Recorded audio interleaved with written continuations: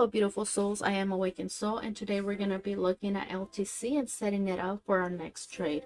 But before we do that, I do want you to be aware that it is important in my perspective, in my eyes, to look at the BTC pair whenever you're trading an altcoin. So let's say you're trading XRP, right? That's my XRP chart. Take a look at the XRP BTC chart too, so you could see the strength of the coin compared to BTC. So it's just a really good indicator. An example, LTC, looking at the 12 hours I've been looking at, it broke major levels here of support. So in my eyes, right, we're definitely coming down, and it just gives you a strength perspective of where the coin could be headed next when you compare it to Bitcoin. So let's go back to LTC. USD is good. Let's erase everything. So remember, when you come in, we clear our charts. We start on a fresh new naked chart. Let's start on our monthly, see what we see. Let's actually, sorry, LTC USD. I want the so many different charts. Which one to choose, right? ACAP is good. Let me check the Binance chart. Sometimes so it's always good to have multiple charts to see which one gives you more history. See how this Binance chart gives me more history than the Bybit chart and the ACAP chart. So I'm going to chart on the Binance chart. Okay. So just off the bat, looking at it at my monthly, I want to turn on my 12 and 26 EMAs. Just looking at it, observing, see how the 12 and 26 EMAs are crossed to the downside, making this bearish trend here. Let me turn on my magnet. 1 touch, 2 touches. Monthly trend lines are red. I want you to get used to them, as sometimes I chart without my voice. So let's go with the flow here, see what's it doing, where is it going. 1 touch, 2 touches. Let's go ahead and set our range using pivot highs and low indicator, great indicator, to give you exact price. So our monthly range will be from this high, so this would be our resistance, and this would be our support. Okay, let's go ahead in the weekly here, just looking at it, observing, see what you could see. So we could see that price action has come under 12 and 26, yet 12 and 26 have not crossed. But we are going to make some nice trend lines here. I like to use my higher high, lower low indicator to guide me on where to set my trend lines. Okay, so it's going to be 1 touch, 2 touches, and weekly is orange. So from our highs, we're going to do 1 touch, 2 touches, right? And this could actually work too. 1 touch, 2 touch. We'll see. Okay, let's set our range, our weekly range. So we have our high here, similar to our monthly high. So we're just going to mark it. And then this will be our new support. So we have our support and our resistance for the weekly. So what we're trying to do is focus and narrow it down, pinpoint price action. Where is it going next, right? So on our weekly, we're looking at a bearish reversal too. On our daily time frame,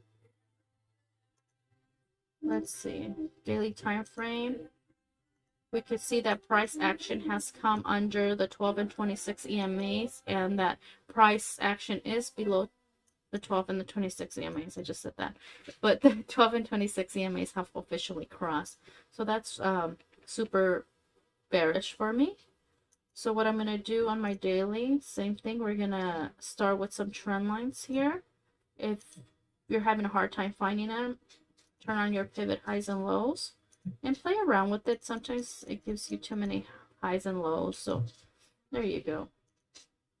So one touch, two touches. So I won't go to the slope because it's not completed and it's still going. So our daily trend lines are yellow. So just based on my daily trend line coming to the downside, I am going to give you a target here. So I'm going to look at the highest peak here, and you can use pivot highs and lows again. That's a lot. Go to 5. Go to 5 here.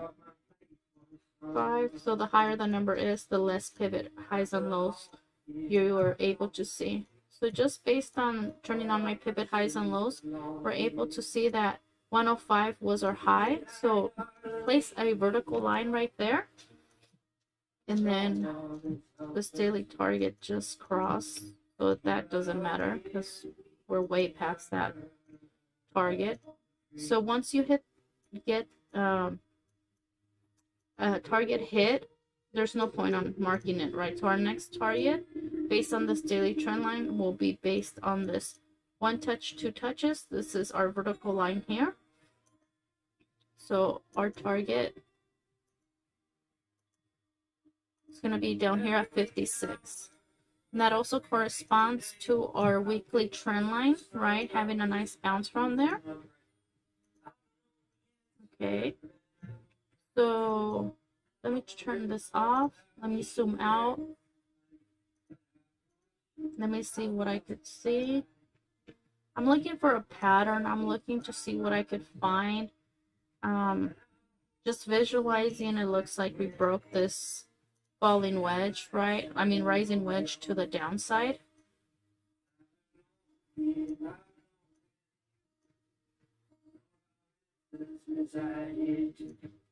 So it doesn't even matter to put that in there.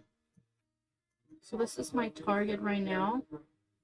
Let's look at our RSI and just understand something. Once there's a huge price action, like a big drop, RSI goes out the door, guys.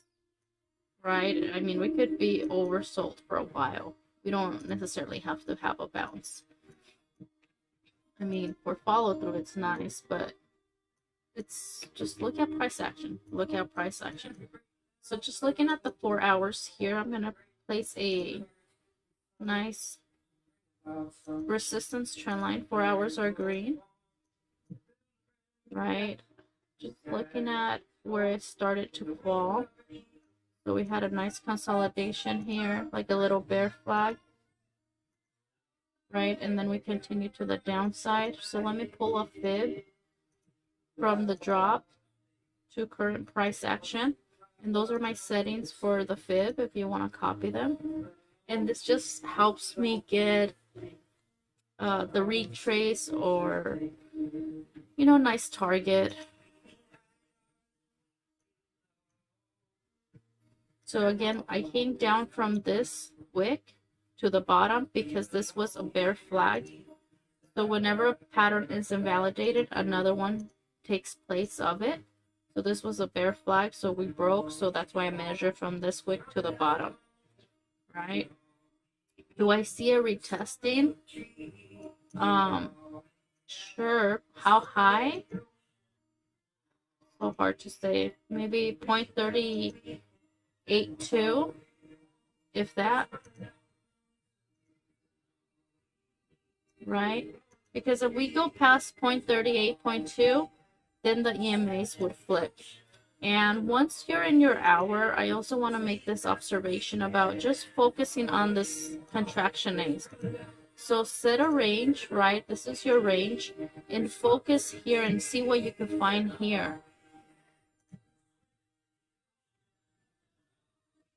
Because again, my target is 56. So right now, because of price action being under my 12 and 26, right, we're in a bearish trend. 30 minutes, we're in a bearish trend. 15 minutes, I mean, have they crossed? Let me see. They're about to cross to a bullish trend now. And it's fine. So within this contraction phase, I want you to turn on your pivot highs and lows and see what pattern you can find. See, what does this tell you? Connect some trend lines. So if we cross this trend line to the upside right now, right, we could have a possible push to 73 from this. So really quick, see how I just marked it? So pretty much I would place a vertical line here, and right where it intersects, that's where my target would be. Okay, if we cross this white trend line, okay, just connect some trend lines, see where is it going. Right, overall we are bearish. You could scalp it if it crosses this trend line to 73, but expect a reversal. Right, I'm also looking at LTC, BTC, like I mentioned earlier, just because it is a good pair to compare it. And also, you know, draw a pattern, see where this is going, and see, sometimes they move before. So it looks like we just broke it and we're going up for a good scalp here. So see where it's headed. And this is what I do when I'm trading, right? Go in the chart, set it up, look at your confluence charts, see what you could play. Right, we just crossed this trend line, so my next target would be around point. Oh, this is LTC BTC. So I do see it a push up to the golden pocket here. Right, and it's just confluence that, okay, as you can see, this already crossed that trend line. That's why it's good to check the BTC pair. And then if you go back, it hasn't crossed right now, so it'll give you confidence. Okay, let's take the long, right, as a quick scalp. Looking at RSIs too, see what they're telling you. It's always smarter if you enter the trade when it's at your side, right? If the RSI is oversold here, it is smarter to enter a long than if the RSIs are overbought. So, and we do have some divergence here. You can see it right here. So RSI is going up, and then we have RSI coming and price action coming down, right? So expect that little push to the upside if you're a scalper. If not, if you're more of a swing trader, you know the trend is coming down. You look at BTC, right? BTC is the son of the universe. So if BTC comes down, guess what? Everything's coming down. So this is my BTC chart for today. And it was playing within a megaphone. I expect a little retrace, as you can see. But my ultimate target is at 18,235. A possible retrace right now from this fall. And if you're not following me on Twitter, go ahead and follow me on Twitter as I update, as I share my setups. It's awakenso underscore 369, and I'm always sharing my next move or what I expect. So just consider that. So this is my BTC chart. Keep an eye on it. Always chart BTC too. So I just expect a little push up and maybe continue to the downside. Of course, the altcoins move faster and there's more volatility within them. So that's why, you know, set some alarms. I am in a short in LTC and my stop loss is at lower highs here.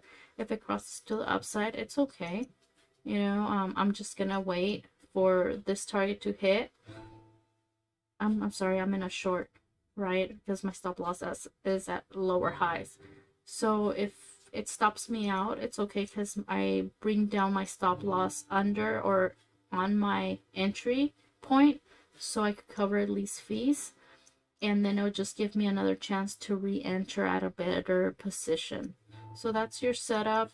Where do I expect LTC to come down to? Like I mentioned, to our day target at 56. So after every fall, after every drop, of course, expect a small retrace. But it's just smarter to trade with the trend, and the trend is down right now. So may the force be with you, and I hope you learned something today.